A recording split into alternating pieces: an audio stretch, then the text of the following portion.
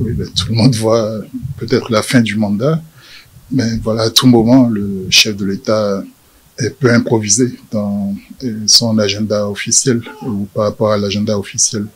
Et il est probablement de bon ton entre les citoyens et l'accueil généralement favorablement de pouvoir croiser le premier élu du pays qui n'est pas toujours disponible à cet effet.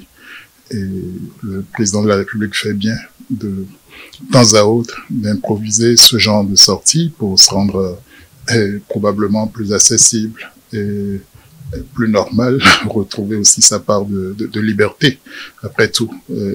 Parce que ce sont des fonctions très contraignantes que d'être engoncé dans un palais, de dépendre de la sécurité, des agendas officiels et que sais-je encore. Bon, donc, au fond, ce ne sont que choses normales de la part du chef de l'État, de prendre de temps à autre sur lui, d'aller au contact de la population, d'aller vers certaines entités comme les forces armées, qui ont plus que besoin de sa présence. Il est le chef suprême des armées.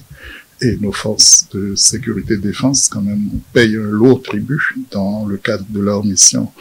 Le minimum à ce niveau, c'est de remonter le moral aux troupes, de leur démontrer la proximité du commandement et l'écoute qu'on peut avoir vis-à-vis éventuellement de leurs doléances. Ben, oui, tant mieux. Pendant qu'il y ait déjà, c'est une très bonne chose. Est-ce que c'est de la démagogie? Est-ce que c'est de la pré-campagne ou quoi? Mais on ne peut pas être à ce niveau d'exercice des responsabilités du pouvoir d'État sans se donner un tant soit peu les moyens du contact avec ceux au nom desquels on gouverne un pays. Et je crois que tant que ça ne confine pas à l'autosatisfaction, à la démagogie, à une campagne de bas étage, il faut accueillir ça favorablement et prendre ça comme tel, à la limite comme quelque chose de normal. Et c'est vrai, on ne voit pas un président de la République tous les jours et se livrer à ça, sinon ben, ce serait au détriment même de l'essentiel de ses fonctions.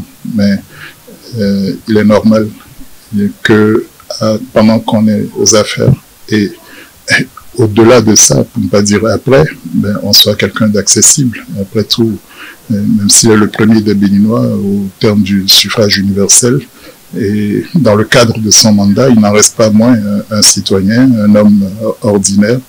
Et je crois que de temps à autre, il doit éprouver lui-même le besoin de tomber le costume, de se débarrasser quelque peu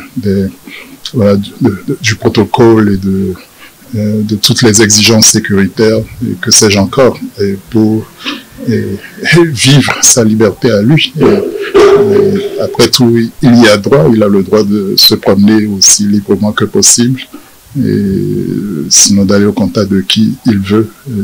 Autrement, ce serait désespéré, et c'est après tout un être humain.